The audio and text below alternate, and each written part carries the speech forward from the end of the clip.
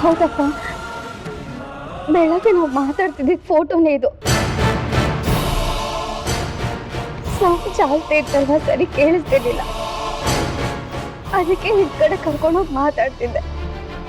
ಅವ್ರು ಏನೋ ಕೇಳ್ತಿದ್ರು, ನಾನು ಹೇಳ್ತಿದ್ದೆ ಅಷ್ಟೇ ಅಪ್ಪ. ಅದ್ರಲ್ಲಿ ಏನಪ್ಪ ಇದೆ ತಪ್ಪು? ನಾನು ಮಾಡ್ಬಾರ್ದು ಏನ್ ಮಾಡಿದ್ದೀನಿ?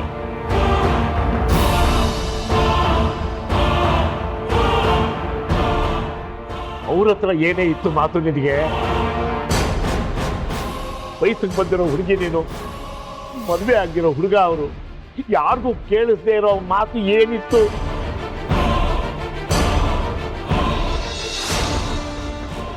ಯಾರಿಗೂ ಗೊತ್ತಿಲ್ಲ. ಅವ್ರು ಇಲ್ಲಿ ಬಂದು ಏನ್ ಮಾಡ್ತಿದಾರೆ ಅಂತ ಗೊತ್ತು. ಈ ವಿಚಾರ ಯಾರಿಗೂ ಗೊತ್ತಿಲ್ಲ, ತುಂಬಾ ಕಾನ್ಫಿಡೆನ್ಷಿಯಲ್. ನೀವು ಯಾರಿಗೂ ಹೇಳಲ್ಲ ಅಂತ ನಿಮ್ಮ ಹತ್ರ ಹೇಳ್ತಾ ಇದ್ದೀನಿ.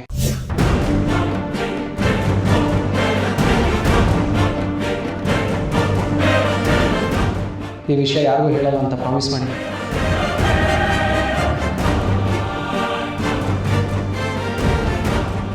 ಏನು ಏನ್ ಮಾಡಕ್ ಬಂದಿದ್ದಾರೆ ಹೇಳೆ?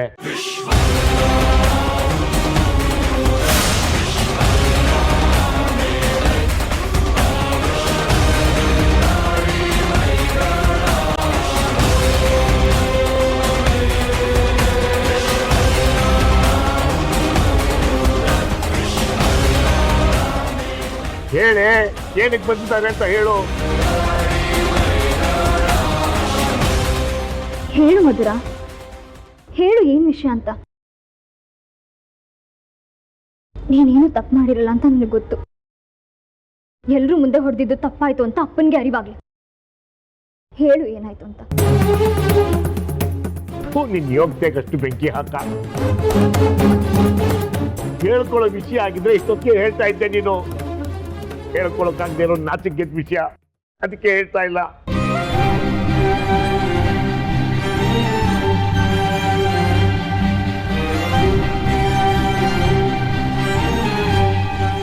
ನಿಮ್ದಮ್ಮ ಅಂತೀನಿ ಕಡೆ ಇವ್ರದೊಂದು ಮದುವೆ ಆಗ್ಬಿಡ್ಲಿ. ಅಲ್ಲಿವರೆಗೂ ನೀನ್ ಯಾವ ಅವತಾರನೂ ಎತ್ಬೇಡ.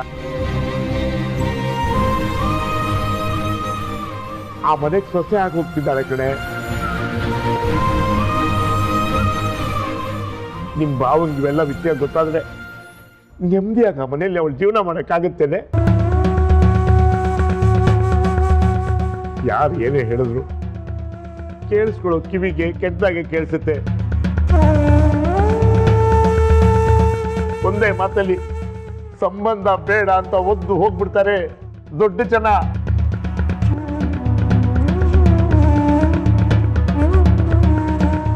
ಅರ್ಗಿಸ್ಕೊಳ್ಳೋ ಶಕ್ತಿ ಇದೆಯೇನೆ ನಮ್ಗೆ? ಮಾತುಕತೆ ಆಗಿತ್ತು, ಮದುವೆ ಮುರಿದ್ ಬಿತ್ತು ಅಂತಂದ್ರೆ ಇವಳಿಗೆ ಜೀವನ ಪೂರ್ತಿ ಮದುವೆ ಮಾಡ್ಕೊಳಕ್ಕೆ ಯಾರು ಮುಂದೆ ಬರಲ್ಲ. ನನ್ನ ತಂಗಿ ಏನಂತ ನನಗೆ ಗೊತ್ತಿಲ್ವೇನೆ. ಅಪ್ಪ ಆದವರು ಮಕ್ಕಳನ್ನ ಅರ್ಥ ಮಾಡ್ಕೊಂಡಿಲ್ದೇ ಇರಬಹುದು, ಆದರೆ ನನ್ನ ತಂಗಿನ ನಾನು ತುಂಬ ಚೆನ್ನಾಗಿ ಅರ್ಥ ಮಾಡ್ಕೊಂಡಿದ್ದೀನಿ. ಇಷ್ಟು ವರ್ಷದಲ್ಲಿ ಅಪ್ಪ ನನ್ನ ಹತ್ರ ಬೇರೆ ಥರನೇ ಮಾತಾಡಿದ್ರು ಕಣೆ. ನಾನು ಏನು ತಾನೆ ಅವ್ರಿಗೆ ಗೊತ್ತಿಲ್ವಾ? ಎಲ್ರೂ ಮುಂದೆ ಹೊಡೆದು ಅವಮಾನ ಮಾಡಿಬಿಟ್ರು. ಬೇಜಾರು ಮಾಡ್ಕೋಬೇಡ್ವೆ. ಯಾರು ನನ್ನ ಬಗ್ಗೆ ಮಾತಾಡಿದ್ರೆ ನಂಗೆ ಬೇಜಾರಾಗ್ತಿರ್ಲಿಲ್ಲ ಕಣೆ. ಆದ್ರೆ ನಮ್ಮಪ್ಪ ಪದೇ ಪದೇ ಬೇರೊಂದು ಮಾತು ಕೇಳ್ಕೊಂಡು ಬಂದು ನನ್ನ ಮೇಲೆ ರೇಗಾಡ್ತಾರೆ. ನನ್ನ ಮಗಳು ಅಂತ ತಪ್ಪು ಮಾಡಲ್ಲ ಅಂತ ಹೇಳ್ಬೋದಲ್ವಾ? ನೀನ್ ಮಾತಾಡದೆ ಸುಮ್ಮನೆ ಇದ್ದೆ, ಅದಕ್ಕೆ ಅವರು ನಿನ್ ಮೇಲೆ ಗುಬೆ ಕೂರಿಸಿದ್ದು. ಅದು ಹಾಗಲ್ಲ. ಮತ್ತೆ ಹೇಗೆ? ನಾನು ಮಾತಾಡಕ್ಕಾಗಲ್ಲ ಅಂದ್ರೆ ಏನರ್ಥ? ಇವನಿಗೆ ಹೇಗೆ ಅರ್ಥ ಮಾಡ್ಲಿ? ಆ ವಿಷಯ ಬಿಡು ಹೋಗ್ಲಿ. ಪಾಪ ಕಣೆ ವಿಜಯ್ ಸಿಂಹ ಅವರು ನಮ್ಮ ಮನೆಗೋಸ್ಕರ ಎಷ್ಟೆಲ್ಲ ಸಹಾಯ ಮಾಡ್ತಿದ್ದಾರೆ. ಆದ್ರೆ ಅವ್ರಿಗೆ ಒಂದೇ ಒಂದು ಥ್ಯಾಂಕ್ಸ್ ಕೂಡ ಹೇಳದೆ ಇರೋಕ್ಕಾಗದೆ ಅಪ್ಪ ನನ್ನ ಬಾಯಿ ಕಟ್ಟಾಕ್ಬಿಟ್ಟಿದ್ದಾರೆ. ಬಾಯ್ ತಾನೆ, ಕೈಯಲ್ವಲ್ಲ.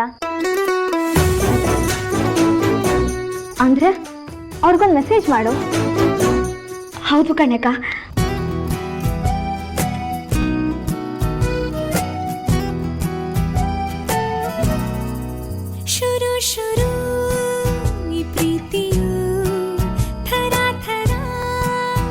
जीती हूँ क्षण क्षण।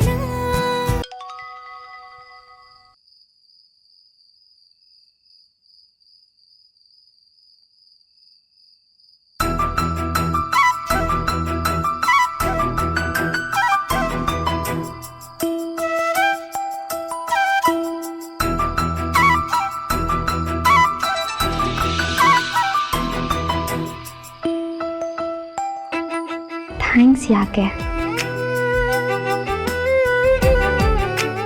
ನೀವು ನಮ್ಮ ಮನೆಗೆ ಬಂದಿದ್ದಕ್ಕೆ, ಫೋಟೋ ತೆಗೆದಿದ್ದಕ್ಕೆ, ನಮ್ಮ ಮನೆಗೆ ಬಂದಿದ್ದಕ್ಕೆ, ಫೋಟೋ ತೆಗೆದಿದ್ದಕ್ಕೆ, ಎಲ್ಲಕ್ಕಿಂತ ಮುಖ್ಯವಾಗಿ ನೀವು ಇನ್ವೆಸ್ಟಿಗೇಷನ್ ಮಾಡ್ತಿರೋದಕ್ಕೆ, ಮತ್ತು ನಾನು ಹೋಗುವಾಗ ಕೋಪದಲ್ಲಿದ್ರಿ.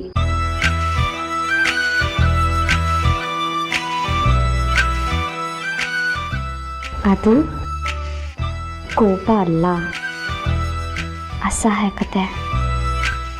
ರೈಲು ಬಿಡಬೇಡಿ.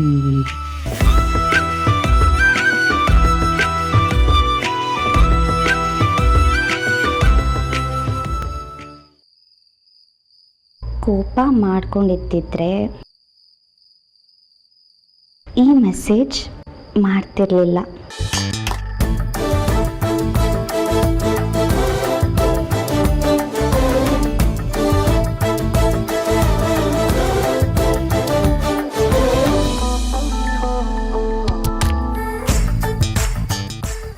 ಈಗ ಫುಲ್ ರಿಲ್ಯಾಕ್ಸ್ ಆಯಿತು.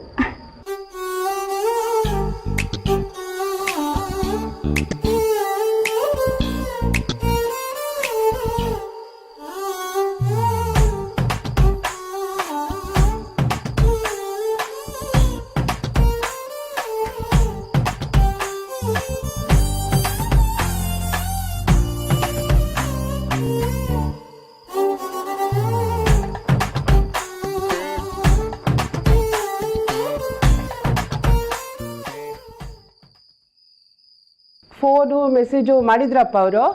ಓ ಮಾಮ,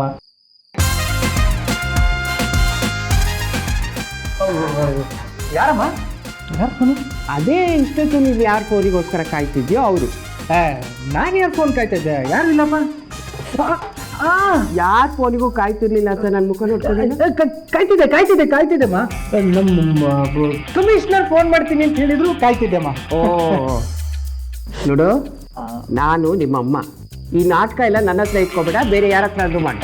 ನಾಟಕ ಎಲ್ಲ ಯಾಕೆ ಮಾಡಲಿ? ಅದು ನಾನು ನಿನ್ನ ಹತ್ರ ಚಾನ್ಸೇ ಇಲ್ಲ.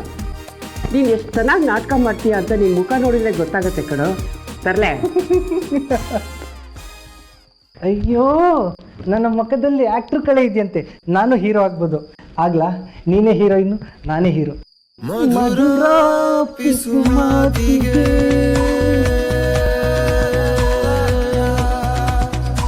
ಅಧರ ತುಸು ಪ್ರೀತಿಗೆ